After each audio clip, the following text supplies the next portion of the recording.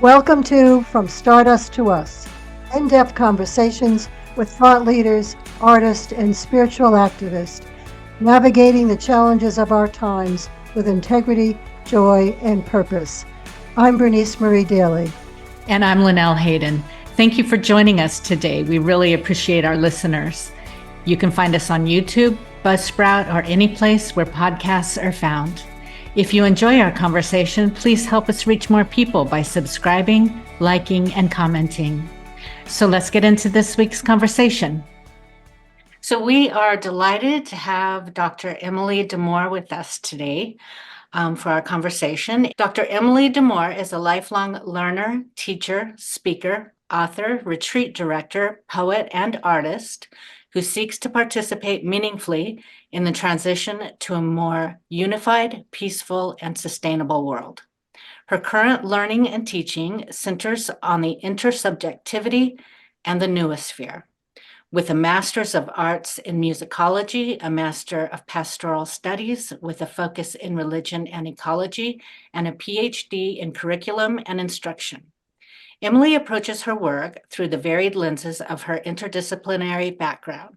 She has studied with Thomas Berry, Ilia Delio, David Sloan Wilson, and others in the fields of religion and science. She currently serves as Director of Christophany Groups for the Center for Christogenesis, Director of the Caritas Center in Brescia University, and as a consultant for human energy. Welcome, Emily. Thank you so much. I'm so happy to be here.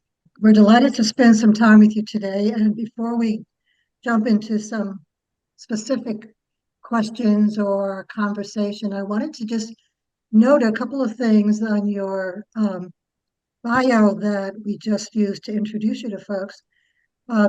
Lifelong learner and interdisciplinary. Seems clear to me you are both. I was wondering, sort of when you got a feel for that you are really, I was thinking sort of a Renaissance woman in the 21st century. When do you have recollection of sort of when you really were grasping this sense of ongoing learning? Because one of the phrases that you use was that you are currently, you're presenting and learning. You included both. It's not like I'm coming like the knowledgeable person from on high. I'm still learning and you're this lifelong learner. I'd love to hear a little bit about that, how that sort of has been blossoming for you. Oh, well, yeah, that's an interesting question. Yeah, I've always been like this. I just can't get enough. And as I have told you before, I retired from full-time teaching as a professor a couple of years ago, but I have totally flunked retirement, and I'm working various part-time jobs. And really, it's out of a hunger to learn that I'm doing the work, because I learned so much by doing it. I did go up to Pennsylvania and studied with Ilia Delio last spring semester at Villanova, and I just can't get enough. And I was able to meet others there and just kind of soaked it all up. And then this past fall, I took David Sloan Wilson's course on the science of the noosphere, which was hosted by the human energy folks out in California. And that made me hungry for more. And so I've accepted, I've been invited to teach a course for Loyola University this coming summer, which I've said yes to because I want to learn what it is I'm going to be teaching. So, I mean, I have this hunger for more all of the time. And you really learn it when you teach it. And although I acknowledge that I bring some expertise to the topic, the course will be religious education across the curriculum, and I have some experience and knowledge of it. But when I get in there and engage with the students and have them produce a plan of how to actually roll this out in their own schools in which they teach, I will learn so much from them. And so it never stops. And I think that's why I'm a good match for the Center for Christogenesis, which is Ilia Delio's organization, because she does this series of podcasts on hunger for wholeness. And, that comes out of Teilhard's work. And that's who I am. I mean, I just have this hunger, and I just pray that I will not lose that ability to keep learning. Yeah, it seems like it's in your DNA. Yeah. Well, I'd love to pick apart a little bit then, pick your brain, I guess. Okay. But I think your brain and heart are connected, so I shouldn't just focus on one organ. It's a combination. Um, but this podcast we call ourselves Entanglement, Cosmic Entanglement Podcast, and you're going to be doing a program soon on intersubjectivity.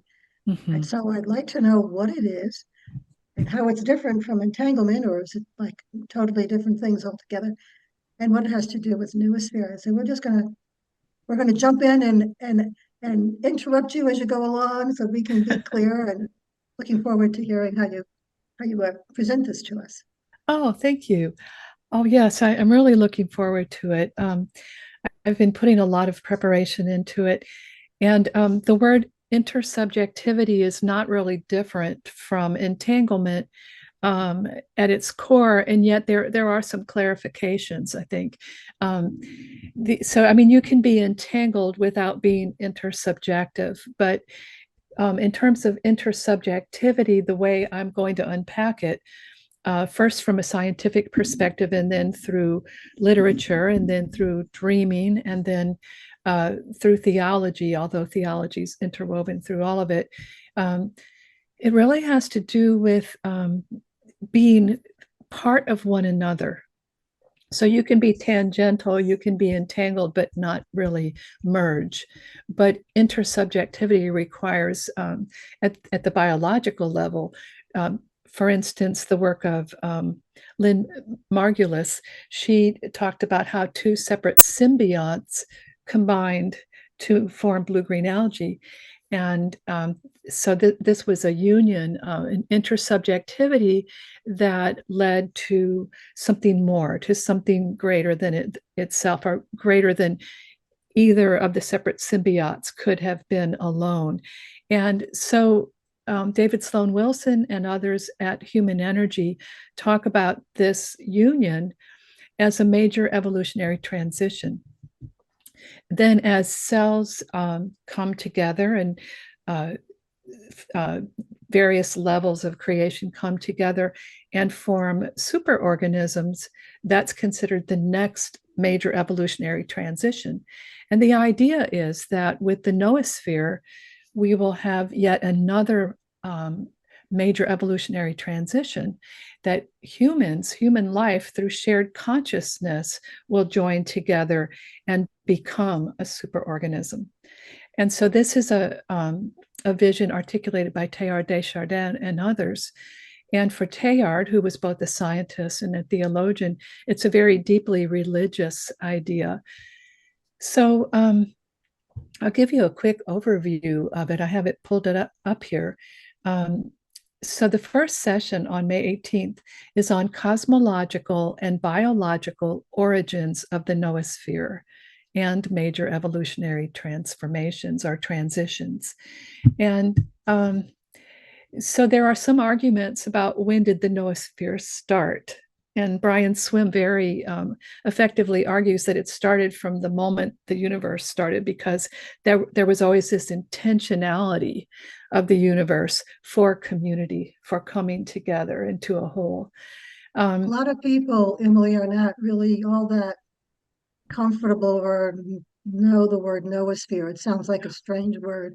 Oh, sure. So I'm wondering if you could kind of explain it in terms that that I can relate to, sort of like when I go to the supermarket or something. I mean, Sure. A everyday layman's. life. Yeah, the elevator speech, right? Yes. Yeah. So, yeah, to put it more simply, so according to Teilhard, who was a paleontologist, the noosphere kind of starts with, in terms of the planet Earth, we have the geosphere. So that is the planet itself. And then life emerges from the geosphere. And so he calls that the biosphere. So in a sense, you might think of it as circles within circles. So you have the geosphere, then you have life kind of surrounding it on the planet. And then life, as the planet complexifies and diversifies, life becomes conscious. And as consciousness evolves, it unites, and it unites toward union. And that union is, Teilhard would say, is omega. And so omega is not just the end point of evolution, it's from the beginning to the end. It's the alpha and the omega, because from the beginning, life has been moving toward this point of total unity, conscious unity, and Teilhard would say, in and through Christ, the universal Christ. For those who may not have heard some of these terms, in your introduction, you wrote about that you are part of the human energy. Mm-hmm. Can you just sort of expand on what that is exactly, that organization and what they do? Sure. Human Energy is an organization based in California, and it was started by Ben Cassera and his wife. They started the Cassera Family Foundation.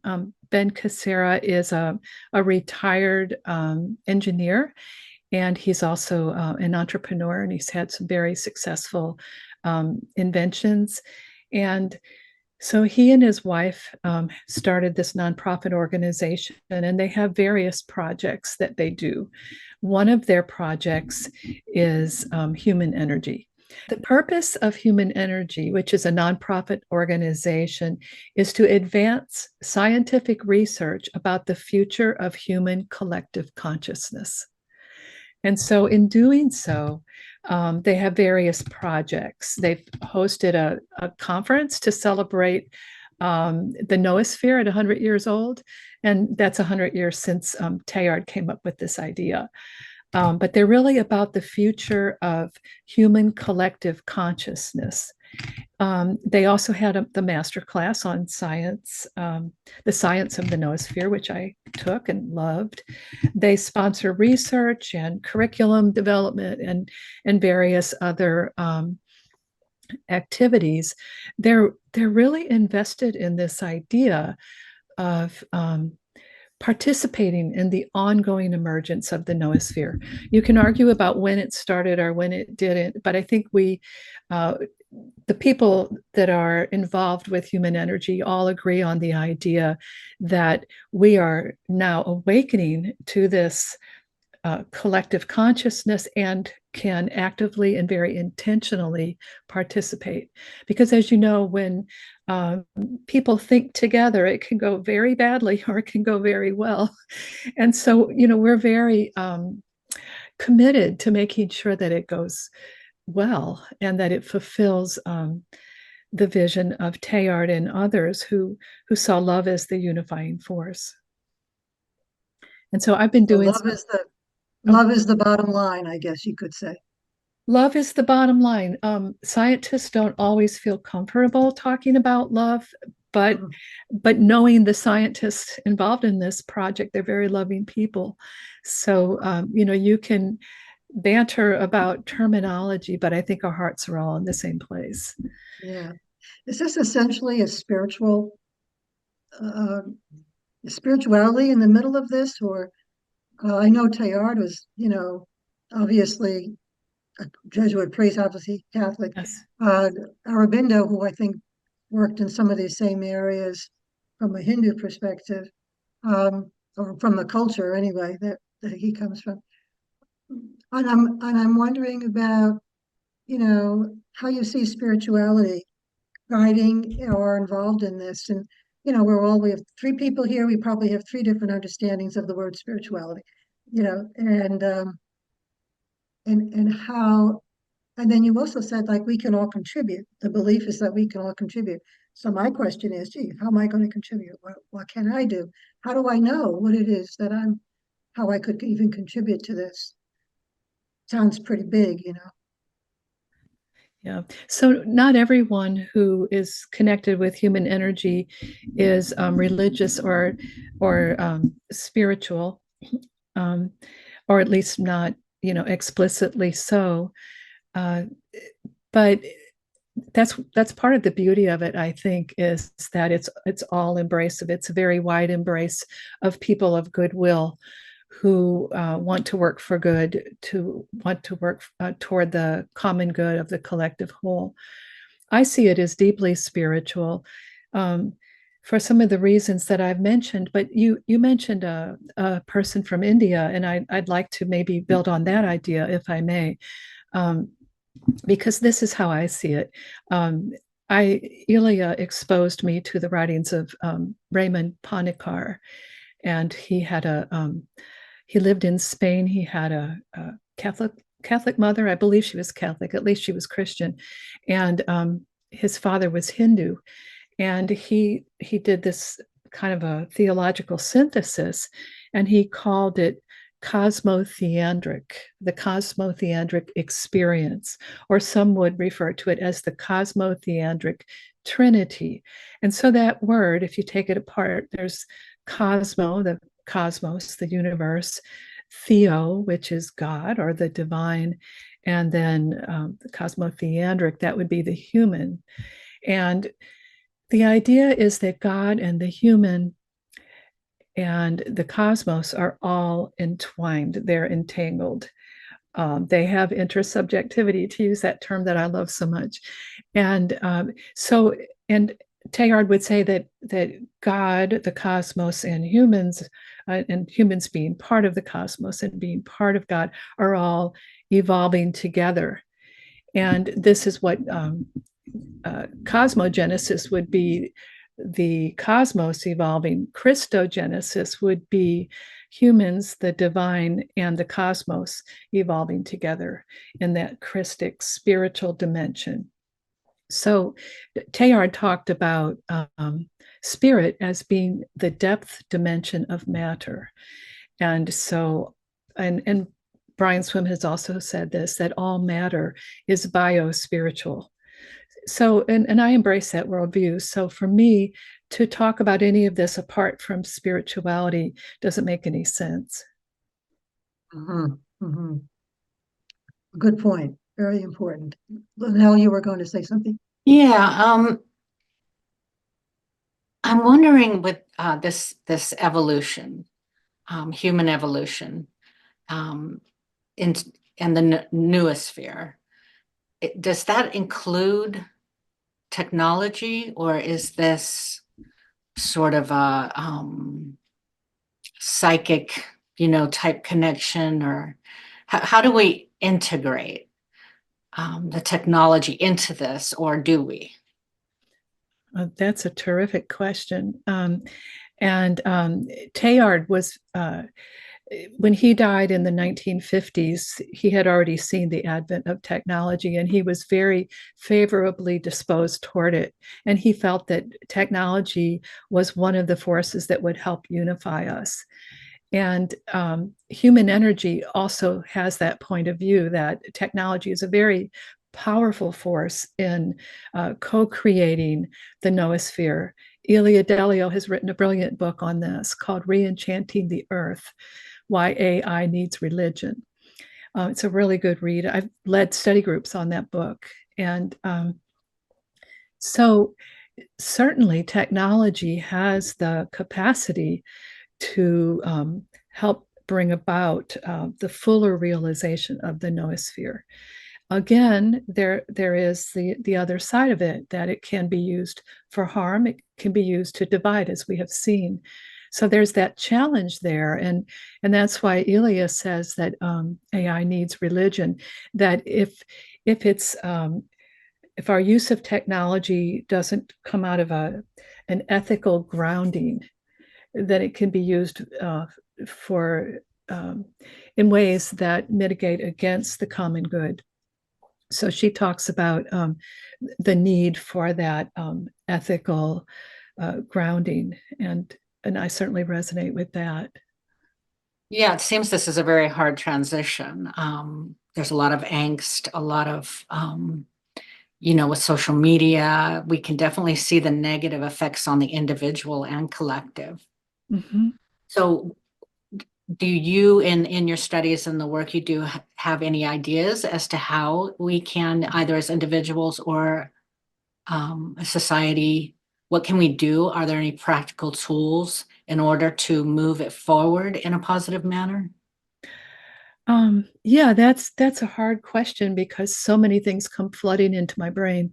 Um, so I serve on the AI task force for Brescia University, and the other faculty and I have spent this academic year really coming up with some guidelines for both student use and faculty use of AI.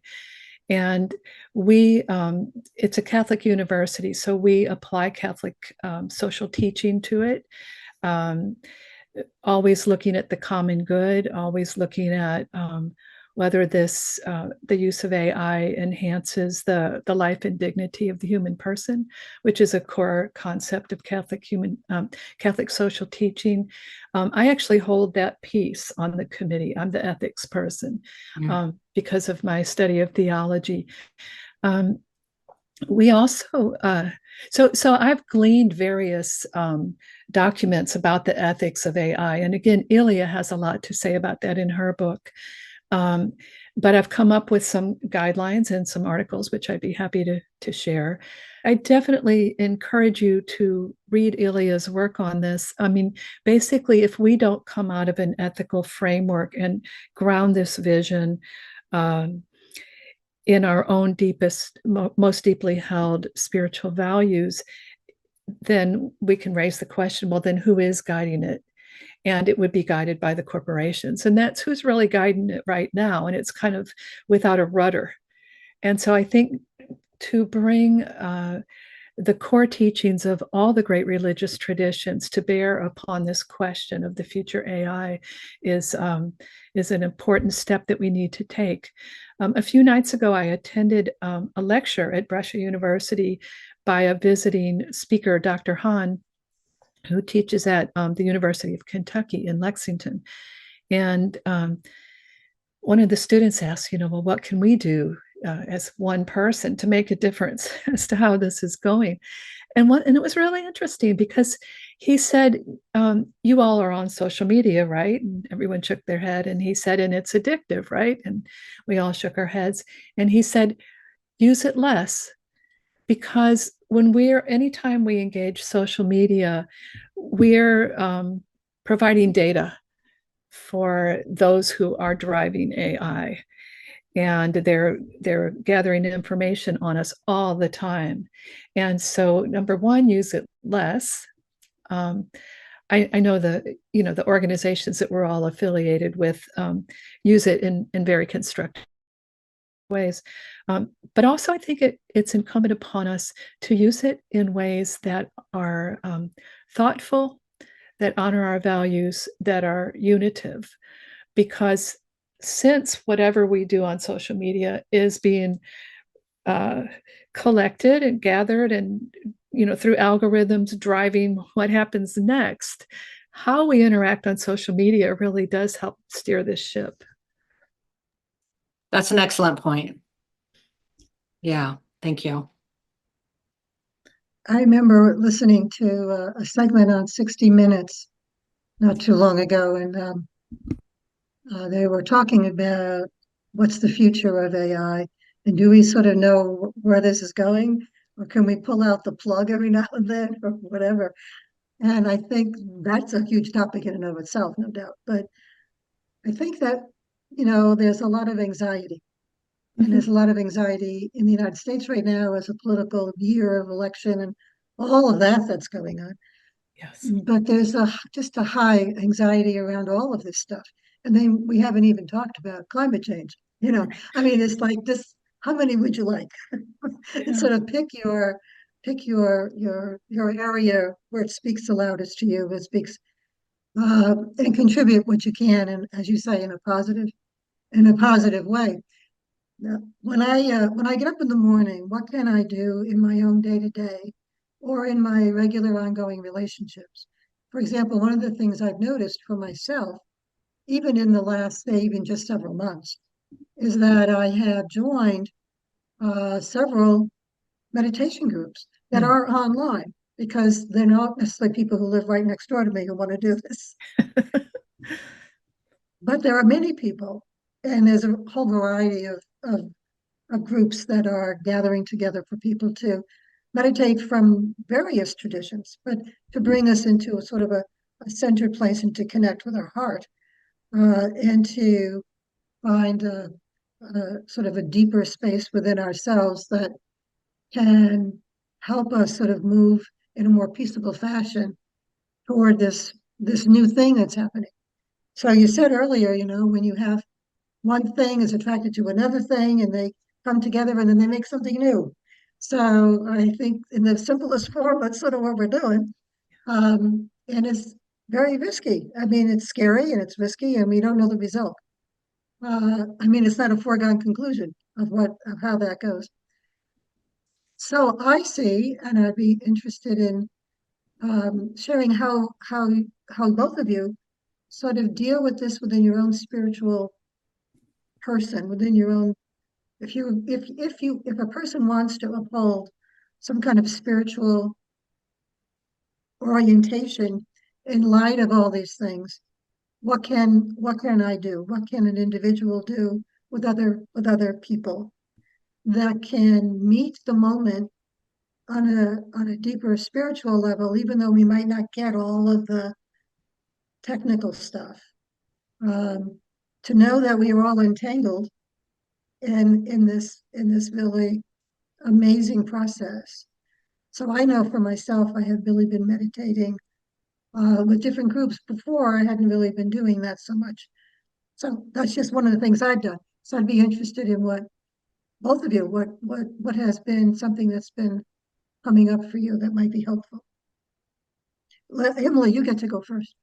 Oh, okay.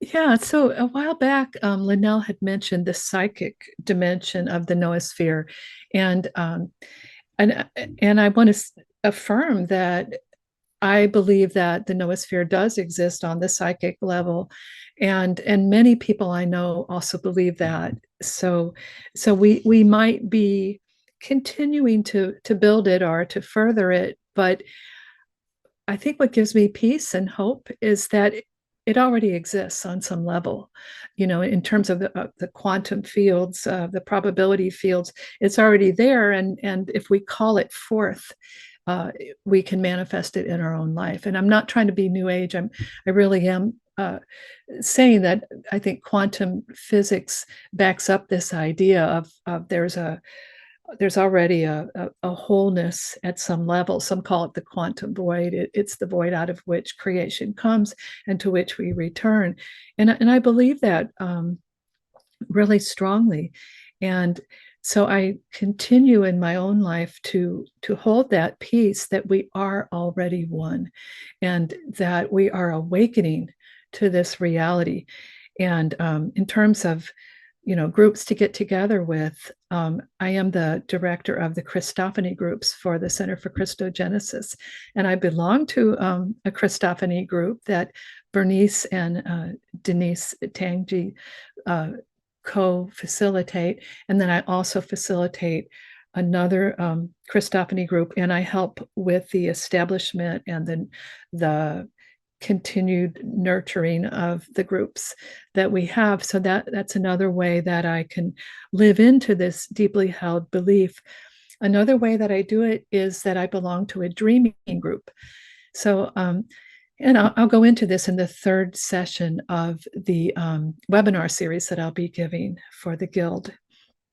But when I go into different people's ideas about dreaming, and one of the people's work that I feature is Connie Kaplan, a woman in California who's been doing dream work with people throughout the world for over 3 decades. And she believes that dreams come from the soul, and the soul for Connie is out of her belief system is that the soul is collective, and that we are all unified at this level, and that we dream together. That when we dream, we go back to this place of soul in union with the great dreamer and the great dream, and we dream together. We might clothe the dream in different garments, different faces, people in our lives, different stories, but we're dreaming the same things. And after participating in her course and a continuing dream circle, I see that when we bring dreams to the ceremony, the core message that is coming out of this collective whole on a psychic level is it's the same message, and it's a unifying one, and it's a regenerative one. My turn. Beneath and within our lives is a singular consciousness that permeates everything, creates everything, and is an indescribable love, overwhelming, cannot be localized. It's everywhere. It is. And we are all tapped into that. We are that. And the way to move forward, the way I have moved forward during this time, is to sit quietly. We already know we're one. We just have to quiet the rattling of the cage of our ego, right? And so it's imperative, I think, and I wish we would start teaching the children this, to just sit quietly 5 minutes and quiet that rattling and just bring yourself to that awareness that is. And from that place, we will create a benevolent AI and wherever we're going. And through that place, we will, when we get on social media, we will share stories and messages of love and beauty, instead of getting, unfortunately, entangled in all the drama, right? And the fake facades, because that's what we're hiding. So that's just become my way of life, and how I move forward. It just all comes from this unified source and field of love that is consciousness and is everything. So we need to start teaching ourselves and our children, and it's hard in the Western world, isn't it? When we always have to do and go. That's my TED Talk. Thank you. I totally agree with every single word that you said. And I believe we were saying the same thing in different words. Yeah. Absolutely. It touches differently when we speak about it this way than when we just speak about it kind of conceptually. So it's that mind-heart connection that some people have said that, the longest trip is the 18 inches from your head to your heart. So this introduces to me not only the whole notion of the mystic wisdom traditions from around the world, but maybe more accessible, because for most folks, maybe that may sound kind of distant and strange and special or something. Like you have to be an expert at something to do this, which is not true. But in any case, there may be that notion, because it can sound a bit strange. But I'm thinking, so that brings me into the world of art or art forms and the ways in which humans, from the time we see our hand on the walls of the caves in France or before, we humans have been expressing the inexpressible in as many ways as possible. And so that brings me to, it reminds me of your um, talking about your experience as an interdisciplinary person. And you're a poet and you're a writer and, you paint and all these different modes of expression. So I wonder a couple of things. Were you like that as a child? Were you painting and drawing and whatever? Was that sort of part of who you were? Would you share a little bit about that? And then maybe we could talk more about what's going on now. But I'd love to know sort of how this whole thing. It's kind of hard to break it up into pieces. Sort of how was all this bubbling inside of you, do you think, as you were growing up?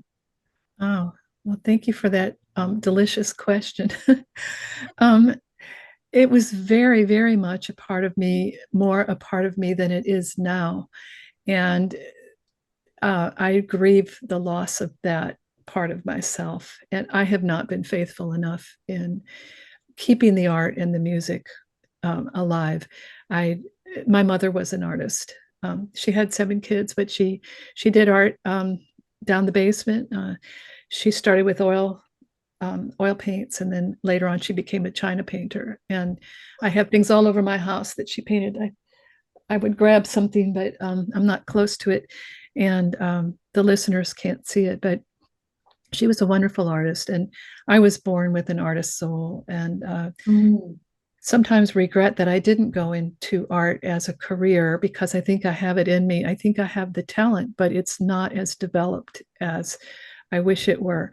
I mean, I drew and painted myself through elementary and high school and beyond. And then as I, had to work and got more and more busy, it took a back burner. You can't see because I've got a fake background, but to my And the left cosmos here, behind you, dear, the cosmos. I know. Well, yeah, that's the ultimate artwork, isn't it? But to my left, I've got my paint brushes and watercolor paper and all, and I've got a painting started, but I don't do enough of it. And I was working on the 4 webinars that I'm giving for the Guild, and it's co-sponsored by Human Energy, that series. I was working on that, and I was really stuck with the last session. I needed to wrap it all up, tie it all together, and it was really stuck, because you get to this aha moment, like, well, or not an aha moment, like, well, what does this all mean? So what, And I thought, I haven't been faithful enough to who I am. I haven't painted. So I got up that morning and I painted. And then the ideas just came to me one after another, and I couldn't even write fast enough to write the ending. And so to answer your question, they're all very interrelated, and I write better when I paint, and I paint better when I write. And I'm also a musician. Believe it or not, my bachelor's degree was in classical guitar performance. And as a senior in high school, we had to draw a self-portrait and to participate in an art contest. And I won lots of art contests, but there was this one where we had to draw our self-portrait, and I drew my guitar from an elongated angle. It was very unusual. But one quick last point about that. The reason I do watercolor, some people say, oh, well, it's hard, it's unforgiving or whatever. I don't find it unforgiving at all. And the difficulty is getting past my own blocks and letting myself go back to that side of my brain, because that's really the cooler side. I really like that person better. But anyway, what I find is that when I do watercolor, it truly is a collaboration between the water and me. And so, I might start with a wet wash, and then I'll add some paint.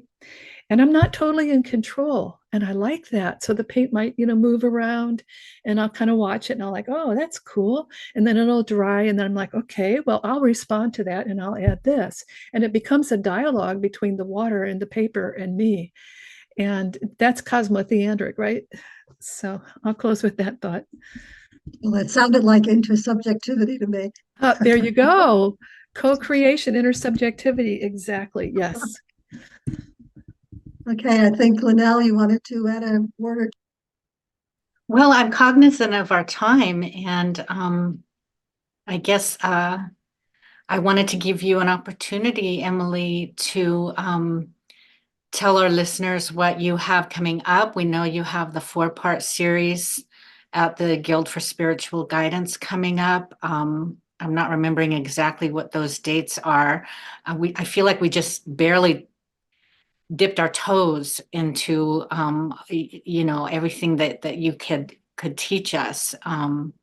You're a true Renaissance woman.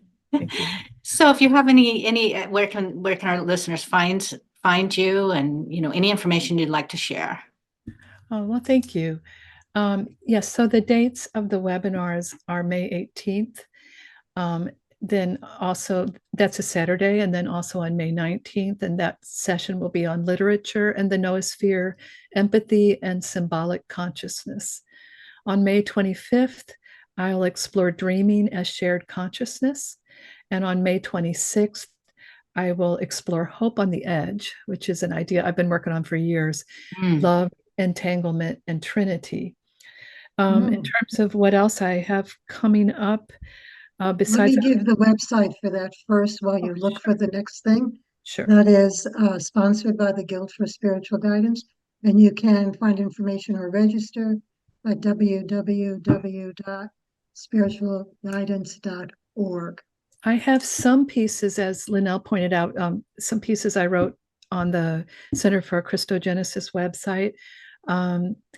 I have several published pieces. I have a chapter in a book called Loving the Planet, Interfaith Essays on Ecology, Love, and Theology, edited by Paul Fides, and he's at the University of Oxford at Regent's Park College, and he runs the Center for the Study of Love in Religion. Actually, he runs the project for the study of love in religion. And so this is, oh, you can't see it because of my background. No, you can't. The cosmos is covering it up. Yeah. I have, I'm teaching some courses in the future. I think in terms of my future work, one thing to look for is I do have a presentation that I gave at the Human Energy Conference, the N2 conference in November, and that's on their YouTube channel. So they have their own channel and all of their talks, and the conference was terrific.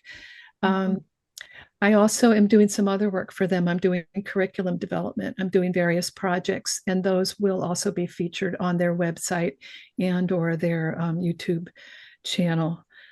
All right, so, thank you. And that's the Human Energy Project? Yeah, they used to kind of call it the Human Energy Project. Now I hear them refer to it just as Human Energy. Okay. Yeah, I just wanted to make that clarification for our listeners. Sure. Well, thank you, Emily. We would love it if you would take us out with one of your beautiful poems. Oh, thank you. Yeah, and I want to thank you again for having me. It's truly an honor. So thank you so much. Thank you. So I knew you were going to ask me to read a poem, and I had pulled up a few and figured I'd choose one at the end. And so what I've chosen is one called Midwife to the Seeds. And it's kind of a funny title, but when I was teaching science education, I harvested tomato seeds. And so when I was actually, and I did that for my class so that we could plant the seeds and all of that. But I was harvesting the seeds of a tomato, and I had a really profound experience. So this is Midwife to the Seeds. As my hand goes into her pulpy belly and scoops out her precious seeds, an act both holy and vile, I reach deeply into my own womanhood and deliver that part of myself that knows we are of one flesh, that knows we carry the imprint and intention of eternity in tiny cases, arcs of a timeless covenant that we may remember when our breathing slows to sacred stillness within our pregnant skins. Thank you. Beautiful. You're welcome. Thank you. Thank you, Emily. Thank you.